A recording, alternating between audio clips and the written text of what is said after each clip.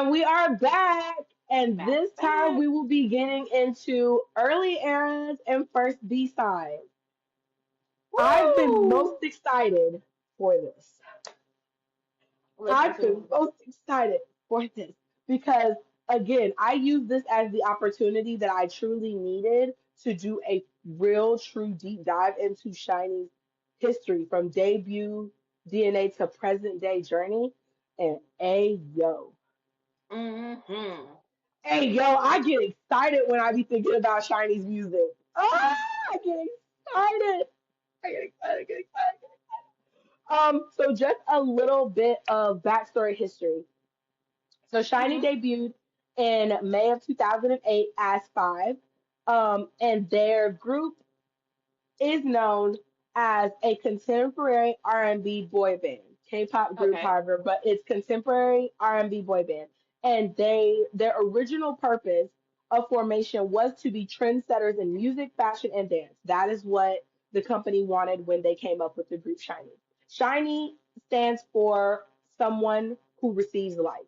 So that is what Shiny means. Someone Aww. who receives light. That's why it's Shine E. Someone who receives light. Um, Also, they have a lot of accolades underneath their belt. I won't talk too much about that because I am going to focus a lot heavier on their music personally than their accolades. But they got some accolades on them. They were awarded Best Dance Performance for Sherlock, Dream Girl, and View at the Mnet Music Award. And then in 2014, the mayor of Gangnam District announced that Shiny had been appointed honorary ambassadors of the district. In Okay. 2015, they were invited as the only Korean artist to China's Lunar New Year program.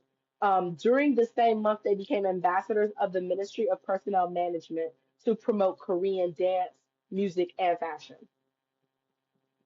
So yeah, when they said they were gonna, when the company said Shiny's gonna be trendsetters in music, dance, and fashion, they meant that shit because it was happening. It was happening. Mm-hmm. And then in 2016, Shiny won the Asia's Best Group Award at the 23rd Dongfang Music Awards in Shanghai, one of their biggest annual award ceremonies in China, and they were the only K-pop act invited to attend and perform. Wow. In my opinion, that's a huge deal because at one point China snatched K-pop up out their entertainment. They said, "Hey, we ain't doing that no more. You have to take that back where you got it from. We're gonna do our own thing." But for Shiny Mm-hmm. to not only have had an impact in Korea and also in Japan, their presence in Japan was huge, monumental. But to also have had such a stapling presence in China, that to me Crazy stuck work. out so much. That was huge to me. It stuck out so much. Um, and so getting their history out the way, getting their foundation, them being trendsetters in music, fashion, dance, and all of those stapling things, let's get into some of the early eras and B-sides. Ooh. Let's get into some of those. So you had me come up with the playlist this time, mind you. I normally don't do that. That's normally your beat. But you were like, because I told you, I was like, oh, I made a playlist. You were like, oh, send me some recs. I'm like, that's not my job. That's not my job. You do the music portion, but I did send you quite a few songs. I think I did a good job. I went You through did. early Shiny, through middle Shiny, through after the shift with Jonghyun's passing, and then up to their current stuff with their last comeback in 2025, the Poet Artist comeback. Mm-hmm. Let's talk about it. What early tracks stood out to you? Because most groups don't start iconic, they start honest. Do you feel Mm-hmm. that Shiny started out iconic, or that they started off honest, or they were both? What did you get from the early B-sides, early eras, title tracks? However, where do you think Shiny was when they started? They started off iconic. It just kept building on it. There is no whoever was on the seventh floor at their company said this is the recipe and it's going to be a hit. Yeah. y'all can only get better. Y'all are only going with age. You're only going to get better. But Yeah, you guys are going to be a group that people be like, who the hell are these kids? And how long have they been in the industry? Because there's no correct. way that they're new. There's no way that they're new. Because I'm listening to the first couple of albums and I'm just like,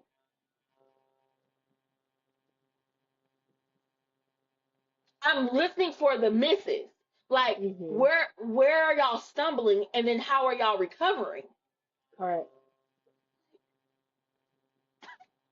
I'm still like, and it's so sad. And I don't want to be like that person that is looking for failure, but that's a way that I'm able to really talk about an artist and their growth because Hmm.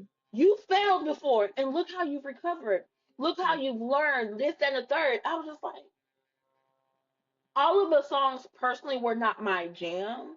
But if I would have sent it to any of my friends who prefer that style of music, it would have been on their list, on their playlist. They would have been downloading the song. I don't understand how they did it. I'm still Also, baffled. also pointing out this is, and I want to say this for anyone who's watching who does not know who Shinee is. Shinee debuted under SM Entertainment. Again, I say in 2008. Again, I want to highlight they're a second gen group. That needs Mm-hmm. to be said. Second gen meaning they are just the second round of talent that is being pushed out for the sake of K-pop as a whole. They are sitting at some of the foundation of K-pop, to be honest, as a Yeah. second gen group. And they started off iconic. I still Replay is one of the greatest debut songs of all time. Mm-hmm. All time. In my opinion, and honestly, I don't even want to hear yours. Find me a Don't care. song that as a debut song that could beat out Replay. I'll wait. And And like it's we were not talking just the about song, it was earlier. also their execution. As art, they were already talented vocalists, in my opinion. And don't get me wrong, I get it. When trainees debut, they normally debut in the talent they got. They're not debuting you just off of potential. They believe that Mm-hmm. this talent is gonna carry. But in my mind, and not just in my mind, in my knowledge, listening to their early era songs and their early B sides and their title track, Mm-hmm. they were already masters of the craft. They just Mm-hmm. continued to refine it. Because And a I lot of the say time, that, go ahead. a lot of the times here on K-pop and color, we always talk about how sometimes the debut track wasn't the best Correct. representation of the talent of the group. And when I sat and I listened to the debut, Hmm. I was like, baby, you couldn't have picked better. It did You could have everything picked it needed better. to do to Correct. introduce them. Because a lot of times I'm like, okay, y'all failed because this group is vocalists. They not vocalizing. You got beast rappers. Why aren't they really rapping? Why are they giving us this very bubblegum AB scheme type rap when they literally got tracks where they are rapping like monsters? And Hmm. I'm just like, yo, this was perfect. No notes. Absolutely perfect. SM. No notes. This song is about to be 20 years old. Still Yeah. a bop. Still a pop.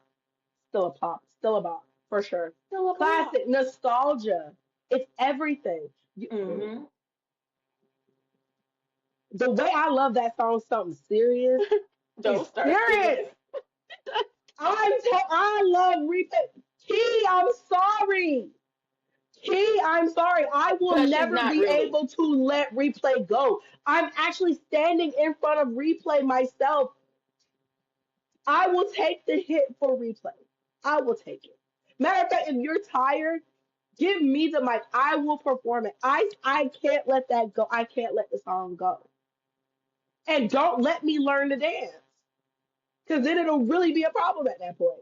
Oh my God, they couldn't have debuted with a better song. They could They not have couldn't debuted have. with a better song. No. Layer And harmony. the Yeah, groove, and the production. correct. Emotional delivery. Now, like Hmm. people don't talk about that when they talk about replay. They think it's just a cute little boppity. No, Them boys were singing. they were singing. They were already masterful vocalists. I'm standing on that. And let me say this. Also, so in K-pop, you Mm-hmm. have the roles. You have the visual, you have the singer, you have the rapper, main vocalist, sub vocalist, lead vocalist, main dancer, sub dancer, blah, blah, blah, blah. Jonghyun himself, God rest his soul, said way back in the way back, we blurred those lines a long time ago. Mm-hmm. We are all main vocalists. We are all professional singers. There, we blurred those lines a long time ago. I'm gonna tell you something. You didn't just blur those lines a long time ago. The lines were blurred at jump. Yeah. They were blurred at jump. Because I would like to highlight my favorite song from Shinee. And Mm-hmm. I originally thought my favorite song was Shift because the One of One album was the cementation in Shinee for me. That song, Mm. that album was what did it. That made me a Shinee fan. That is a golden album. I scoured all over South Korea when I was in South Korea a couple months ago looking for that album, and that's a hard find. The One of One album is a hard find. It's you. They don't make it no more. They don't make that album like that no more. I ended up finding it, and I remember I didn't even care what the price tag said. I literally was like, I have to have this by any means necessary, and I found it after already searching that shop the day before. I went back because I was like, I maybe I missed something, baby. For whatever reason, God let it be there, and I snatched that bad boy up. I got the album with me. I had to have it. Mm. I thought Shift was my favorite song. I get chills just thinking about it. I could run around this room. When I was making my little playlist and I was looking at their early eras, I saw I don't even know what album it came off of because I really didn't even care, but it was one of their like early ones. And I saw this song that says In My Room. Mm. And I was like, in my mind, because I do word association a lot in my mind when it comes to songs. I was like, oh, that like Brandy sitting up in my room. That was immediately Mm-hmm. where my mind went. So I was like, oh, maybe I'll like that because I know what it's like to love a song about being in your room. Because Mm-hmm. Brandy sitting up in my room is my favorite song by Brandy. That is girlhood at its finest. That song has a deep emotional place for me because I spent a lot of time in my own room. Um, I heard that song on Kasha in my room by Shiny, and the m- emotional delivery of that song is a Mm. masterclass in singing.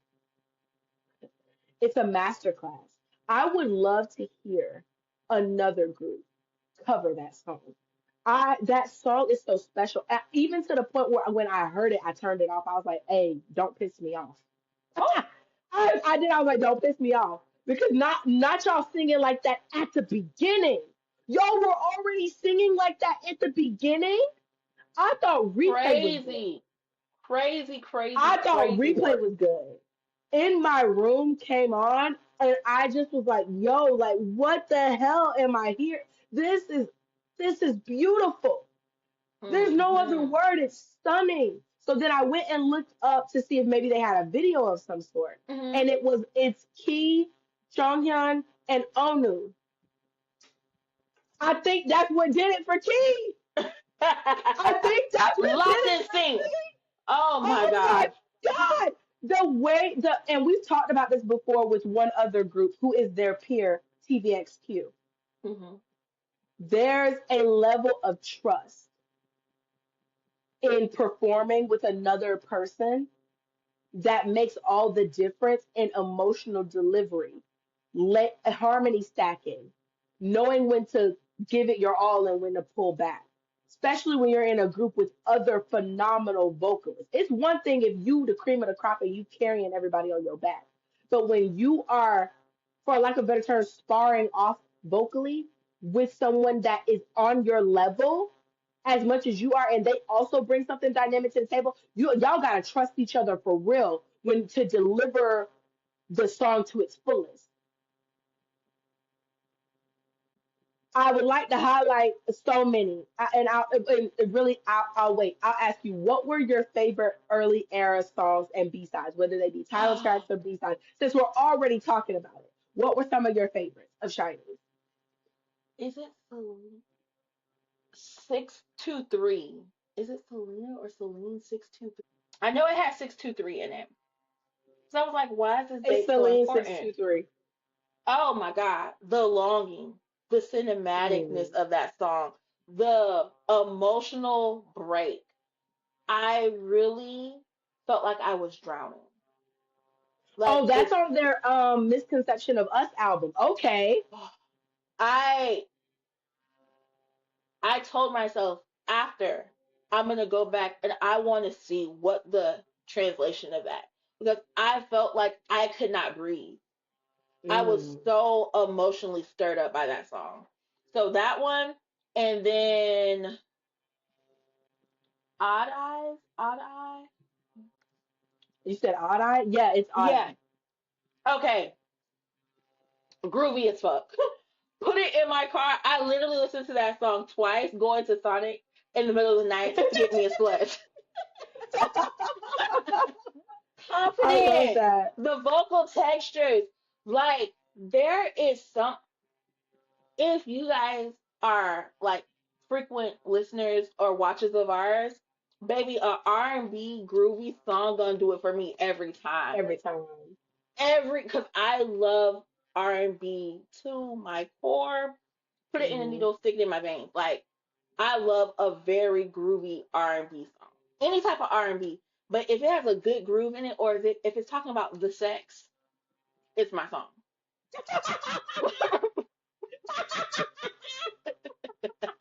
I'm laughing because I'm the same way. Some of my favorite songs are some of the nastiest because you talking about it and you're talking about it well. Kudos. Kudos. It ain't, I like, and this is not to sidebar off. I don't want to get you sidebar, but I love someone who's able to make something that's physically very, supposed to be very beautiful, a beautiful experience, or some, and they're able to talk about it well in a way Mhm. that's enticing and intriguing because it sounds like what it's supposed to feel like. Period. Mm. That's all I gotta say. That's all I have to say. Cooking with hot grease right there. Yes, ma'am. Sounds like what it's supposed to feel like. Sounds Jesus. like what it's supposed to sound like what it's supposed to feel like. Don't play with my ear. Don't Oh play my gosh. But those two, like, made it to the real playlist of her. mine, not just like a work playlist.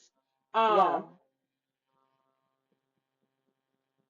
I we keep talking about them as vocalists, and I love how you brought it back down to being able to trust, because a lot of people don't know or don't understand because they're not listening to me. They're just listening to it for enjoyment or whatever.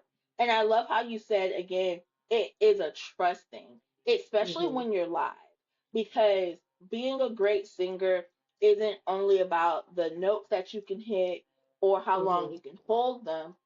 It's your ear. Do you understand your counterpart to know, you know what?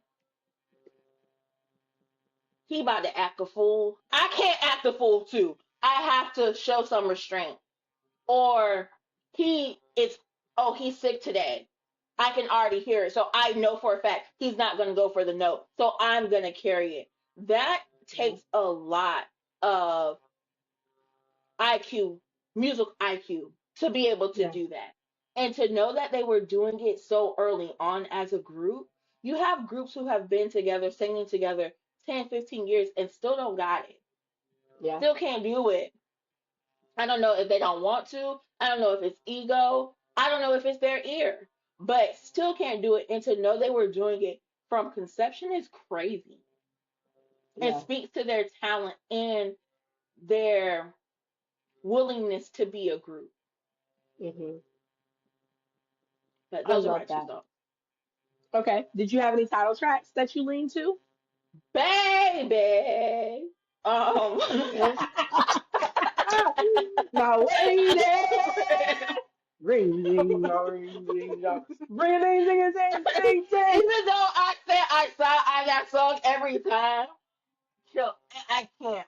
I love it. I love it. I'm not gonna push. That's my shit. I don't side eye it. And me and that Um. song go together real bad. We hold hands. Also, I'm not like a like house music type person. I don't prefer it, but Lucifer does something for me. Since we first Hmm. listened to it for Spotlight and Color, Yeah. I love that freaking song. And I don't know why, Really? because usually it would be a fucking skip. I don't want that in Correct. my house. Yeah. But I don't know, but it is just something about it that just stuck around. It's literally on my K-pop playlist. I love that. Like, yeah, it's so good. And they looked good in that video too. Mm. Hmm. Okay. Did you already give yours? Cause I'm in my head like. I did not. I have a list. That's why I told you to go first. Okay. Because again, I told you I got real emotional in this. So I got a lot to say. So I wanted to make sure that I gave you your Oh, time to shine. also there's one more. The theater kid in me rejoiced when I heard Juliette. Are you ready? Are you I ready? could. I could. The way I had Juliet highlighted with stars next to it. I love the hell out of that song. Go for it. Woo! This is the song of every theater kid's dream. Mhm. Mhm. So if anyone is not a theater kid, does not enjoy musical theater or the Broadway, most I love it. musical theater people can sing their asses off, they can act, and they can dance. So Yeah. basically, all around great performer. This is what that was. Mhm. It is a performer's playground.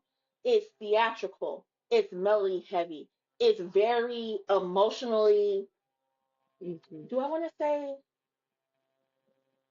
exaggerated? Yeah. Does that There's a make lot of sense? longing. Yeah. It's an Yeah, upbeat song, but there's a lot of longing in it. like you're acting while you're singing. There's no other way to Correct. do it. Yeah. The way they played with the rhythm, it was very playful, very colorful Mhm. and bright. There is nothing that I would do to that song besides put it on somebody's Broadway. Some Correct. call, what's his name? The one who wrote Hamilton and Oh, Lin Manuel Miranda. Mr. Miranda.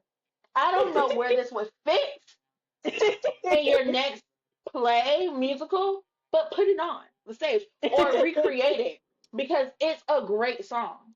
It's an amazing song, and it looks even better Yeah. when they perform it. But okay, I'm done. I'm done. Because y'all know I can get long winded, but I'm a storyteller. I love to tell stories. So I told y'all about my experience with In My Room. It Hmm. got worse from there. It got So worse. it got worse. So I want to touch on Juliet since we're already on the subject of Juliet. Shout out to Shinee, because like I said, I think in part one, maybe I said it before, I can't remember. My mind moves fast.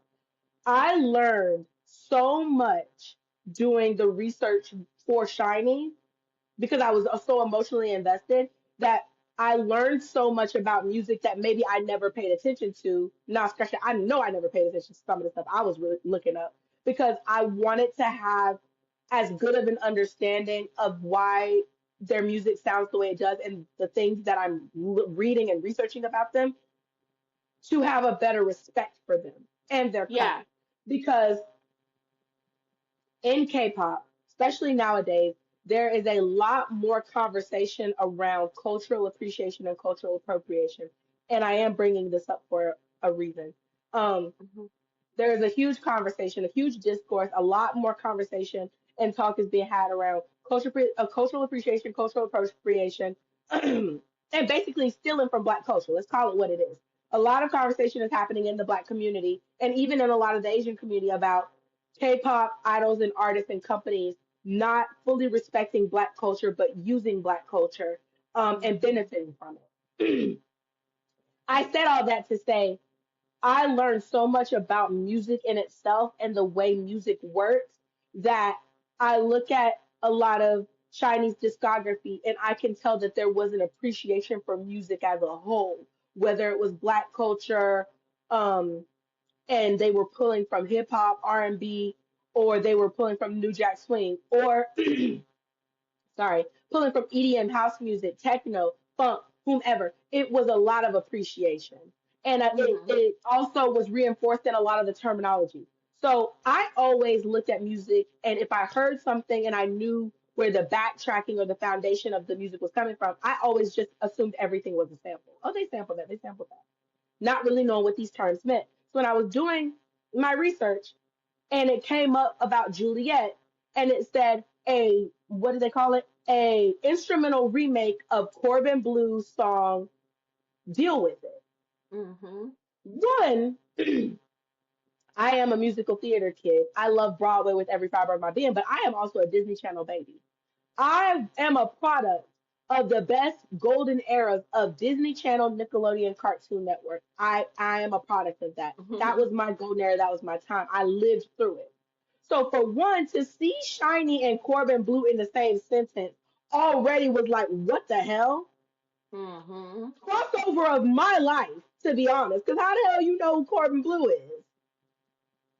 That's a conversation I want to have later in Legacy. But how the hell y'all know who Corbin Blue is? And also, that song was on the album that had Push It to the Limit that was used in the original his Disney Channel original movie Jump In. So I just Mhm. had a time.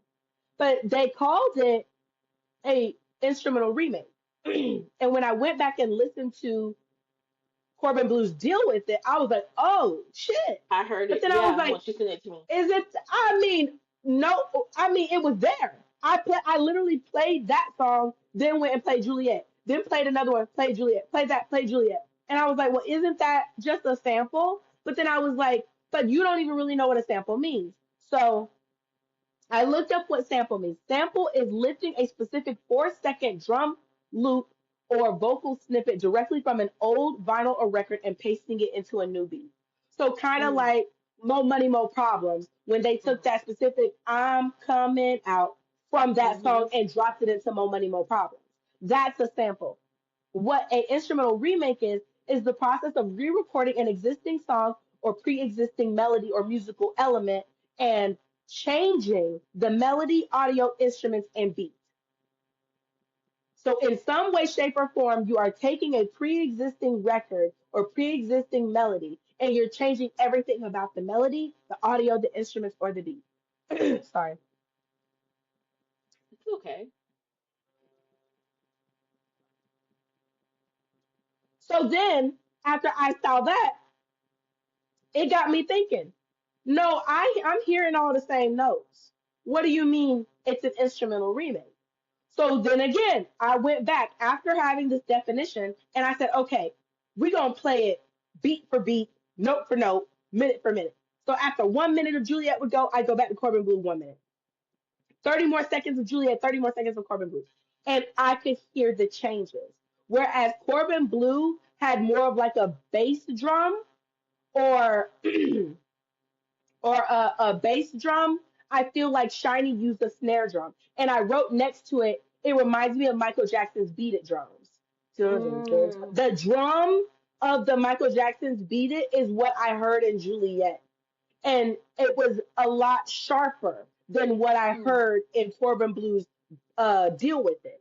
His felt more like a R&B track fully. Their Juliet felt like a pop R&B track. They took the notes up a key. They used a sharper guitar. Everything about it felt sharper and taken up a notch and also Mm. sped up just a tad. Corbin Blues Deal With It felt more like an R&B track that kind of was smooth and gliding. There was a bit more sharpness and brightness to Shiny's then instrumental remake of Juliet. So I was like, oh, look at me. Yeah. Look at me Look at learning. Like, oh you. my God, right? Mhm. I felt like it was tastefully done. And then that takes me also into their song, or actually Do I want to talk about that one? No, not right now. I'll get to that one later. Um, but as far as the title tracks, love Juliette. You know how I feel about Ring Ding Dong. Sherlock.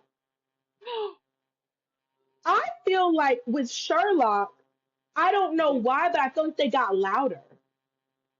I feel like in their earlier B sides, their voices were a lot. I don't want to say calmer, but it felt more toned down and more at ease, more Mm, ballad, more melodic, and kind of like taken like they were in the back a little bit. And then there was a mhm. shift in their music where I felt like they jumped in front of everybody's face and started shouting. That song's so damn loud. It's loud as hell. And their music along the way started to get a little bit more loud. Like Ring Ding Dong is loud as hell. Baby. You know what I mean? It's loud as hell. I feel like some point they were like, oh, we're not in their face enough. They can't hear. You gotta get up close in their face because they done lost 20% of their hearing in their ear. Mm, So I love Sherlock. One of One from the One of One album. good, good That's New stuff. Jack Swing at its finest. Oh my God. I said, what in the colorful jacket, berets, and MC Hammer pants is going on here? That's what I was thinking. I said, what is this? It, amazing. Um, Not MC and then Hammer pants. I actually fell in love with their Story of Light albums, the trilogy, the Mm, Story of Light albums. So Good Evening, Our Page, and I Want You, all the title tracks for that were tastefully done. And Cupid's okay. 112 is what they also did an instrumental remake of for Good Evening. Because I immediately heard 112's Cupid because that's one of my favorite 112 songs. And so you could hear it, but it's brighter, more techno, more house, more upbeat in Good Evening. Hmm. So I love the way they did that. That was so tastefully done. Now getting into my B side. Talk to You. I went and looked up Talk to You to see if they had a video. That is the grainiest, most poor quality video you ever want to see. But their recording for Talk to You is so good. I love the hell out of that song. They were in their contemporary R&B bag in the beginning. In My Room, Talk to You, Shinee Girl. Now let me tell y'all something. I'm a church kid at heart. When I tell y'all I was pissed I didn't have a tambourine in my room when Shiny Girl came on, because the way I wanted to hit the church clap and the tambourine to Shiny Girl so bad. Bro, please stop your foolishness. No, I'm dead ass. Like the way I wanted to hit that church clap and the tambourine so bad because it fit. It fit. It felt like a church song. For some I'm reason, the so church girl tired. in me got activated, and I hit that little shoulder shimmy, and I hit that church clap, and I was like, damn, I ain't got no tambourine. A tambourine would hit right now. Please. I love Shiny Girl down bad. Year of Us, another beautiful ballad. The way Shiny was in their ballad bag when it came to some of these songs, yo, Year of Us, I don't even know what Year of Us is about, but I felt like somebody was serenading the hell out of me. I don't know. This is the Year of Us. You right. You right. You're I correct, feel sir. like sometimes these songs not being fully in English, it saves To some of get me us. hemmed up. Yeah, yeah, yeah, yeah, yeah, yeah, yeah. Because Because we y'all could some be of us talking about friendship, and I think you trying to take a sister down or something. are. Real nice light. Real And even if sensual you're light. talking about friendship, it is what I said it Let's is. elevate it. The Hmm. greatest level of friendship. Greatest love of all, baby. Like, cause what are we talking about? Best friends for life. Trying to be your What? wife. Huh? Um, I'm gonna save this one for last because this one means a lot to me. Grays, vocally stunning. Another Mm, beautifully done ballad that everybody can sing over at Shiny House. I don't know what else to tell you. Who Waits for Love? Beautiful, upbeat house song. I love all. I'm a house song kind of girl. I love house songs. They're my jam. And I feel like at the time when Deep House was making its run through the industry, they got in that bag, found their pocket in the Deep House pants, jacket, whatever, and they set in it. They set in it because Who Waits for Love, um, Good Evening, Our Page, I Want You, all those songs, those were so good. View, stop. That honestly, View and Days and Years, I have favorite vocal performance from the entire group wrote next to those. Really? Because correct, when I Let hear me go those back and songs, listen to those. when I listen to Days and Years and View, I can hear Key. I can hear Taemin. I can hear Minho. I can hear Onu. I can hear Jonghyun. I can hear them. And I love a song that is good in harmony, but it also allows each individual person to shine through respectfully. Days and Years and View do that for me the most, especially View, because with View, I can hear um Onu's runs behind Key. I can hear Jonghyun's runs and ad libs and beautiful vocals behind Taemin. I can hear Minho's voice and also his complimentary tone with everybody. I hear you. And I just think that to me makes a performance beautiful because everybody is getting a chance to shine. That doesn't always happen in every group because, like I said, they blurred the lines when it came to the roles that K-pop tries to give a lot of these groups. No, you're a Hmm. sub vocalist, you're main vocalist, you're lead vocalist, you're sub rapper, you're lead rapper, you're main. They put you in a pocket and that's where you sit. Shiny said, no, everybody over here eating off the same plate. Ain't no Hmm. different sides for us. We eating off the same plate. All of us are lead vocalists. Every single last one of us. And it showed. For Hmm. me, more so in Days and Years and View. And I had heard View a million times. But something about this time I was listening to it, I was listening and I actually heard them Mm. respectfully and in harmony. And I was like, hey, yo. And then Days and Years, hey, yo. Y'all ate that shit I up. think Atlantis, Um, because didn't Days and Years come from Atlantis? I think so, yes. Body Rhythm, nasty work for me. Yeah.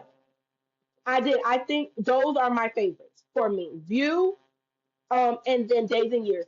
Performance, vocal wise, not performance, vocal wise Vocal are performance. my favorites because I can hear you. I hear y'all in that respectively, and it's layered beautifully. Respectfully, I can still hear each of you. My last one, Moon River Waltz. Aside from In My Room, Moon River Waltz is one of my favorite songs by them. I went and looked up their live performance of that. I'm gonna tell you right now, this is what I want love to sound like. Oh, I want love to sound like Moon River Waltz. That is such a beautifully emotionally captivating song. Like I didn't even do what I normally do and start looking into who wrote it, who produced it, who composed it, none of that. But I am going to because that song just sat in my heart so bad when I heard it. I was like, hey, yo, if love don't mhm. sound like Moon River Walk, take I don't that want it. shit back. Take it back. Take it back. And I don't say that too often. But Moon River Walk's got a hold on me something serious. That and in my room, yo, 2013? correct. Which is why I keep saying they weren't new to this. They were already in their bag because, mind you, they debuted in 2008. That's just Yeah. 5 years in the industry. You ain't hit seven yet.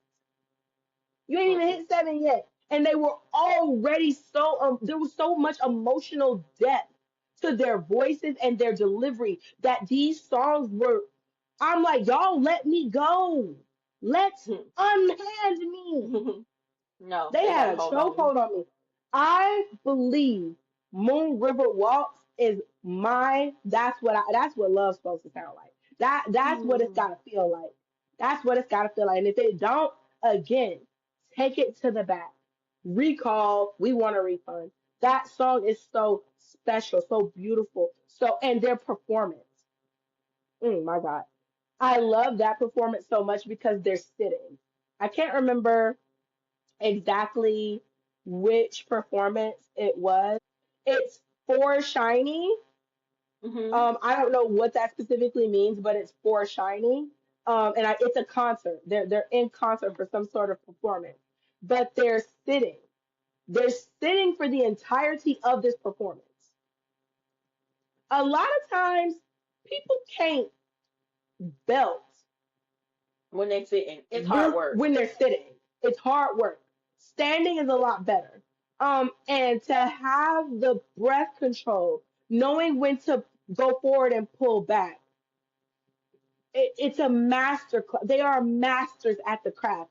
And one of my favorite portions is in the song when you're listening to Moon River Waltz, you can hear the front vocals and back vocals. So who's singing lead and who is adding complementary harmony to it. But then seeing it in real time is so insanely beautiful because to hear the combination of Taemin and Jonghyun, to hear the combination of he and Onu, to hear Mino's lead parts and then the way his harmony overlaps between everybody is I was listening to this and I cried twice. I cried twice listening to this song. It's emotionally captivating in every beautiful essence that could ever exist. I got a question for you. Are they Correct. sitting? Are they at a concert and are they sitting on They like this are. round thing? Yes, they First are. of Yes. all, not only Yes. are they sitting, but some of them are leaned into their side, so they're constricting Joseph their is leaning lungs. down. He is relaxing. He's not even sitting up straight. Yes. Yes. Mm-mm. I'm gonna watch this later, but that's Yeah. It's crazy. a fantastic perform. It's fantastic. Fantastic. And I at no point could, does anybody get up. It's almost like the scenes in movies where you're sharing an intimate moment and that moment is so encapsulated you settle into it and you can't move. yeah, That's what that felt. It felt like they were letting us in on an intimate moment between members who are sharing in this journey and this craft and this love for music together and we're getting a peek into them. This didn't just feel like a performance for the world. This felt like us getting to see an intimate moment of Shiny just being shiny together. So I will ask the questions I normally ask. Um, mm-hmm. well, the really the one. If you could change their debut song Hold by on, you don't even gotta ask any of me. You don't got because I'm not changing the damn thing. It is replay, and it will be replay in 100 years, 300 years. If they ever dig up the little box Mhm. from this show, if it ever gets, you know what I'm saying, it's gonna be replay. Yeah, I'm not changing it.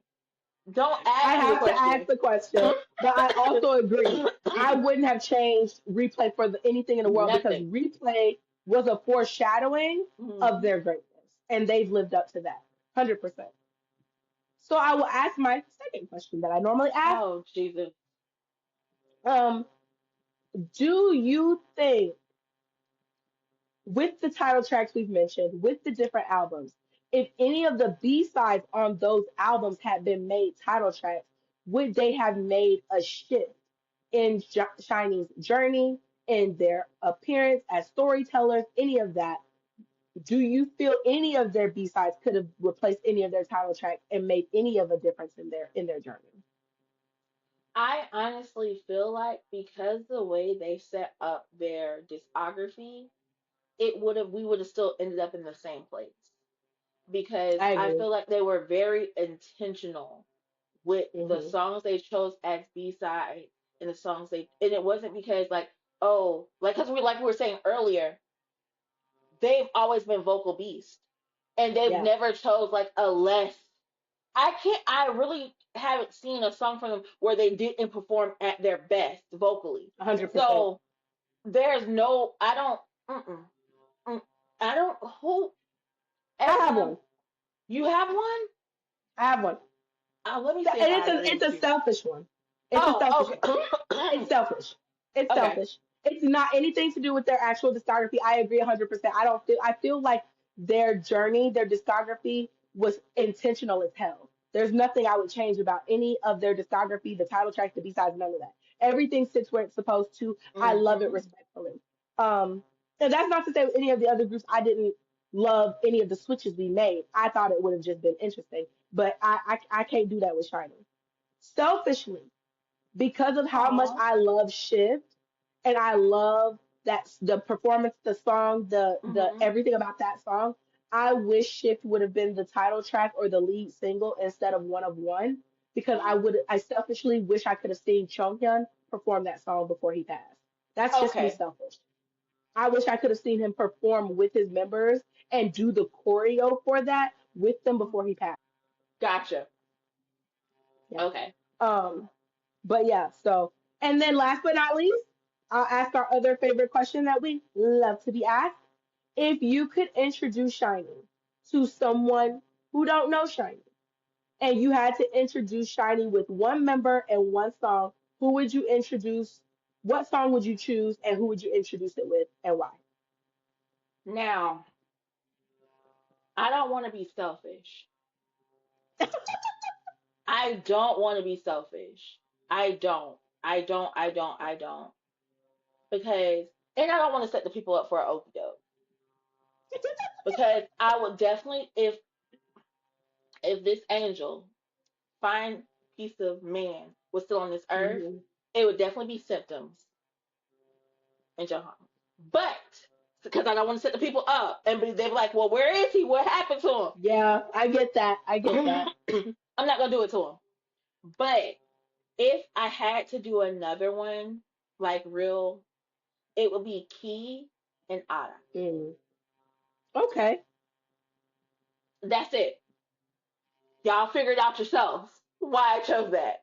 But I'm not gonna, because I don't want to like, because I know usually I'm trying to convince you why, but no, you go listen Hmm. to it and you figure it out. You watch the performances and you'll see why that song and Key. What about you? I love that. For me, it's Onu and Shift. And I say I that don't know because you was gonna Shift was choose what Shift. did it for me. Shift was the I heard I was in the car in LA when I made the decision to go get Onu album. I was in a Hmm. car with my friend with my friends in LA. And my friend was like, I want to play this song because I had the aux. I said, sure. She put it on. All I heard was, I saw you fall again. Trent, you're gonna kill me. I heard, I I heard just the first 15, 20 seconds of that damn song. And I You're said, gonna first kill of all, me. who the fudge is this? And where the hell has this song been my whole life? And what did it say? Shining. I said, well, I'll be damned. I would do Shift and I would do Onu because Onu was the bias that solidified me way back in the way back. But when I started listening to his music, I was like, hey, yo, like, This is it. do you have a secret family? Because if not, and you You want to want be one, it? I sign up. Hey, hello. A crazy, a crazy mess. A crazy mess. let me stop. Let me stop. Oh my god.